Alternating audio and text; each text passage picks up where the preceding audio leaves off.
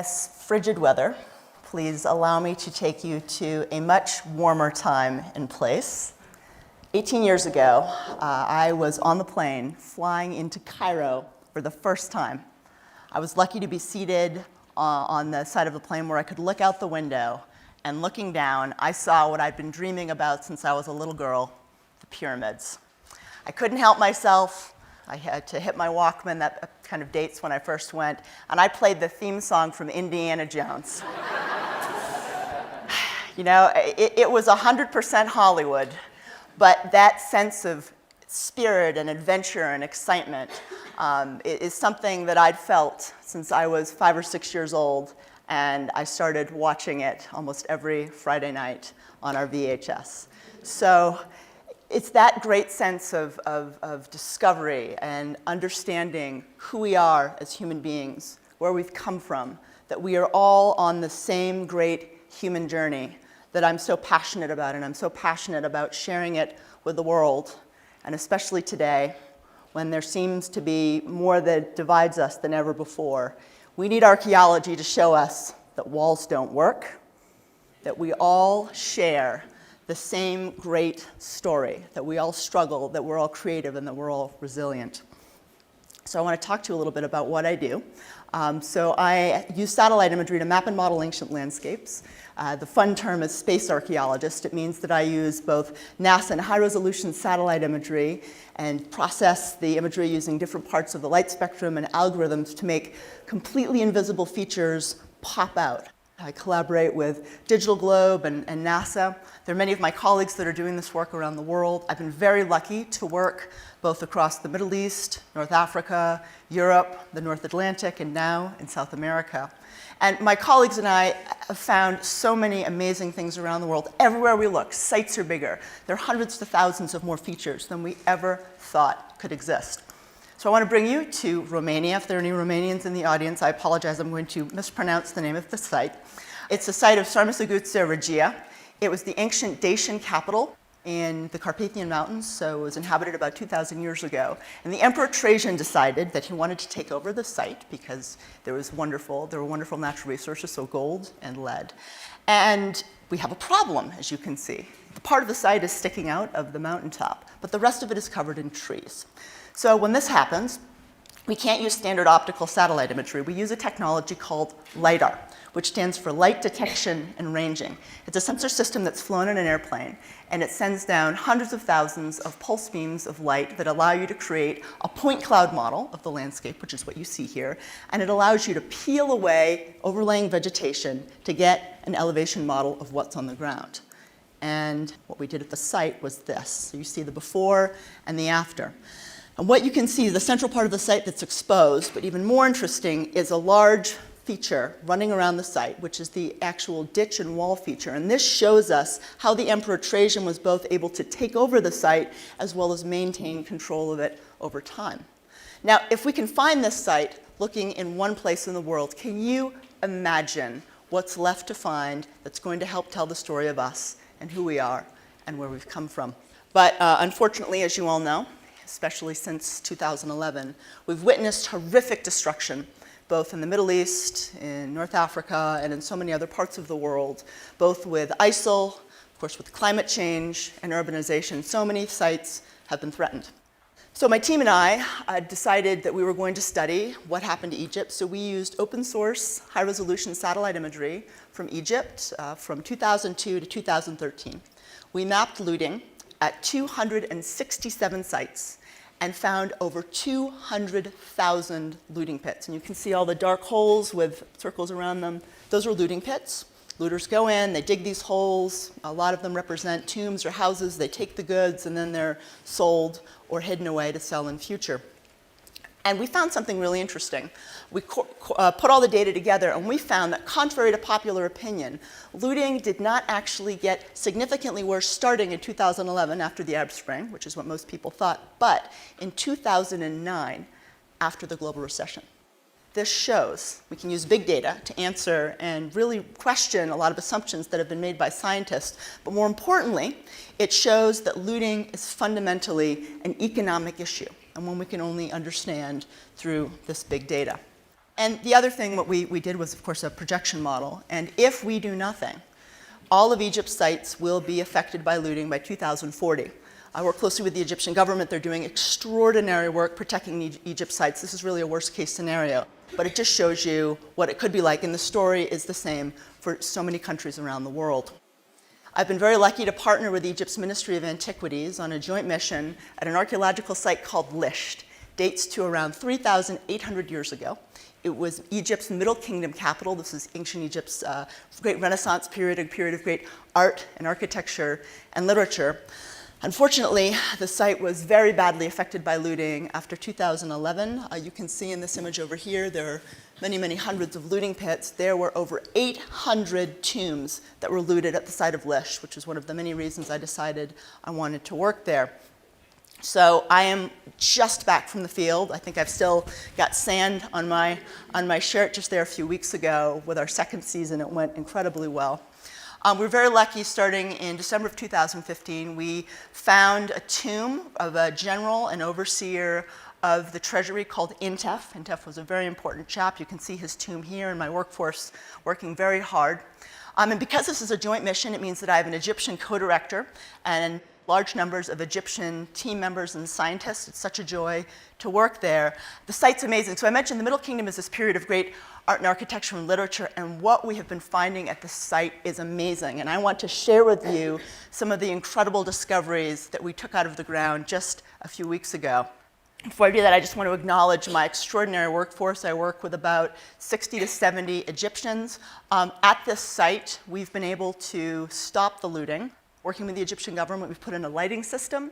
We've put in doors on the tombs. We hire year-round guards. And of course, the most important thing is the great connections that we've made to the local communities. We pay them a fair wage. We work with them. We teach them about the site. And it's been a wonderful partnership. So on this side, you can see half of a figurine of the goddess Sekhmet made out of faience, which was just such a cool thing to find. We have cats. It was really cool. And then over here, if there are any Avengers fans in the audience, it's Dancing Baby Groot. Kind of a fun thing to find. But we found really amazing things. It was a great season. But most importantly, and the thing about which I'm most proud from this season is we ran a field school for 5 young Egyptian inspectors from the Ministry of Antiquities. We taught them about excavation, survey, remote sensing, cultural heritage. You can see these extraordinary young men and women. I'm very lucky to have permission from the Egyptian government to work at one site. These young men and women are the real heroes and heroines of Egypt's cultural heritage. Each one of them told me the most extraordinary stories about how they risked their lives to protect sites in Egypt. There are hundreds and hundreds of young men and women like this in Egypt, and they deserve to be celebrated more. We're hoping to collaborate very closely with the Ministry of Antiquities to provide more opportunities for these extraordinary young men and women in future working at the site and in other places. We've heard so much bigotry and racism from the US and Europe against Muslims. And we must show true stories of collaboration and friendship with our Muslim colleagues. And I'm going to be showing images like this, certainly a lot more for the next few years, and telling the stories of these extraordinary men and women, my very dear friends. So what do we do? What do we do about all this looting? This is really a challenge. It's not an easy problem to fix. You can't wave your wand and make it go away. We have to look beyond economic reasons. We have to connect local communities to archaeological sites. And ultimately, we have to think about this in terms of a 3-pronged approach. We have to work with local communities. We have to provide them with economic opportunities. We have to have new international laws to cut off the illegal importation of antiquities all over the country. We need to think more creatively about potential solutions. And we have to play a long game. This isn't something that we're going to fix next week or next year or in 5 years. We have to think about how we can influence future generations so that we never see groups of people blowing up temples and tombs again. I've unfortunately had many chances to walk around these tombs that have been freshly looted, human bone crunching on the ground. Many of these tombs have been intact. The material from these tombs can often be sold in international art markets for hundreds of thousands to millions of dollars. We don't have a real sense of the amount that's been taken. It's hard to assess a value to it. This is really one of the reasons why I made my wish at TED last year to create a global army of citizen scientists to help us discover and protect archaeological sites around the world. I'm very excited to announce, this is GlobalXplorer, we're going to be launching the site on January 30th, so in 2 weeks. So please go to globalexplorer.org to sign up, get your kids and grandkids and friends and family involved. What we've done is we've developed an online citizen science crowdsourcing platform to allow anyone and everyone across the globe to help us find, map, and protect archaeological sites. I'm very excited to say that we're starting in Peru. We're working very closely with the Peruvian Ministries of Culture and Tourism. I've gotten to go down a few times and meet with folks there. It's extraordinary. Of course, we all know about Machu Picchu, but the culture of Peru is so rich. We have the Chimu, we have the Moche, we have the Inca, and so many other extraordinary ancient cultures. The Peruvian government also has done amazing work with a drone mapping program. They're very open to technology. So what you see here is the platform itself. We want to make it fun, easy, and we want to get people involved right away with jumping into exploring. Of course, we're launching this in Spanish as well as in English. You can see there's a countdown clock on the bottom. We want to make this feel like an expedition. You only have a certain number of days to participate. And what we're most excited about, I think, is that we're gamifying the platform. In other words, as people go on and they start to use the platform, they're going to get rich rewards, so you'll actually level up. You'll proceed from mapping looting to mapping encroachment to mapping new sites, and you'll get to learn more about Peru's rich history. We also want this to be incredibly transparent, so you'll see the number of people that are involved. You'll see how many sites have been explored. Here, the women of Parcak, we're partnering with the Sustainable Preservation Initiative on the ground in Peru to connect with local communities. I should say this project is being done in partnership with TED, National Geographic, and Digital Globe. They're all helping to provide development as well as content for the platform. Here's what it will look like. Now, one of the questions I most often ask is, aren't you afraid people are going to get on your platform, find something, and then go loot it? Fair question, except there's no GPS information, and you can't see where you are on a map. We've basically treated archaeological sites like human patients, and we've completely obscured their location. Now, if someone wants to look and maybe they found something and spend the 10,000 hours they'd need on Google Earth looking at imagery of the whole country, there's not much that I can do, but we've certainly taken every step possible to protect the data. The other thing that we're doing is we are making sure that the sites and features that people find as part of the platform only go either to the Ministry of Culture or to qualified collaborating partners in archaeology. So this data is only going to be shared with experts. So you'll start off mapping looting. You can see it's pretty easy to use. There'll be a tutorial that you'll take as soon as you go on the website. So you'll start with looting. You'll move on to encroachment. This is in partnership with UNESCO. There are a number of sites in Peru that UNESCO monitors. We'll be getting high-resolution satellite imagery. Essentially, from 400 miles in space, you can zoom into a resolution of 0.3 meters, just 11 inches. The resolution is extraordinary, and it's only going to get better and better over time. So we can't quite zoom in from space yet and see a potsherd, but just wait a few years. I think we're going to be able to. And next, you'll get to find previously unknown ancient sites. So the more time you spend on the platform, the better you'll get. You'll be getting feedback. You'll be getting scored and ranked. The other thing, and this is in partnership with National Geographic, so the more time you spend on the site, the more you're going to learn about the archaeology of Peru. So you won't just level up and go from a wayfinder to a pathfinder all the way to level 10. Space archaeologist, of course. Every couple of days, we'll be releasing these rich content packets on the site. So initially, you'll be learning about the sites of Peru, the great explorers in Peru, of course, focusing on Peruvian archaeologists as well. So the more time you spend on the site, the more you'll know about the archaeology of Peru, which will make you a better searcher on the platform. The best part, though, is when, as soon as people find these sites, we'll be giving them to archaeologists, as I mentioned, and they'll be taking the world with them. They'll be taking you all with them as they explore these sites on the ground, using Periscope, using Google Hangouts, using YouTube.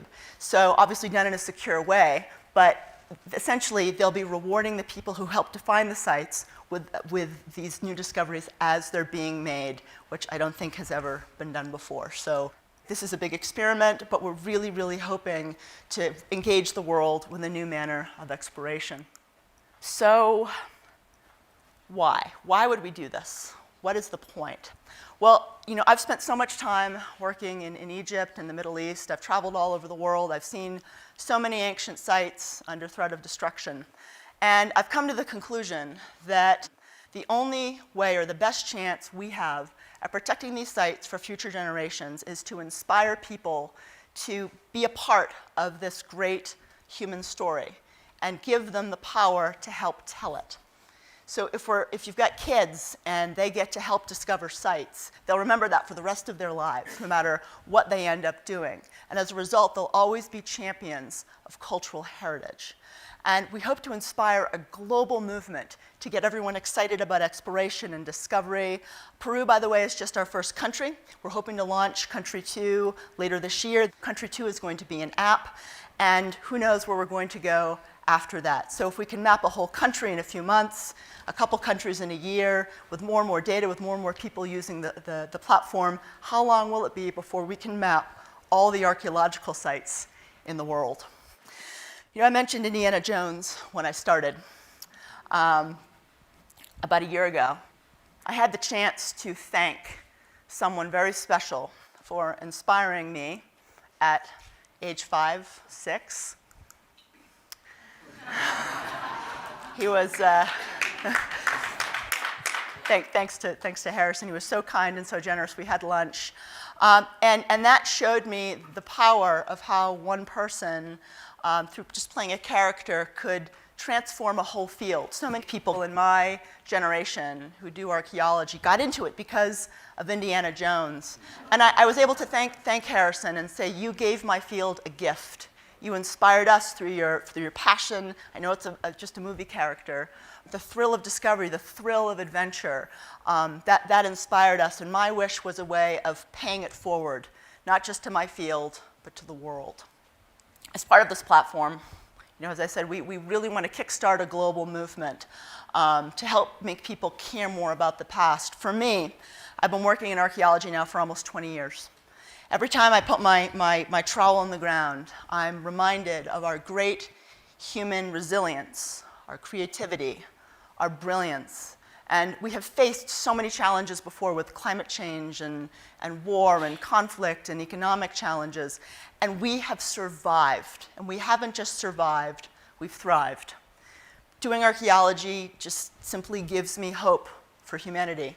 And I hope now, with getting the world involved, it can make them all hopeful as well. Thank you very much.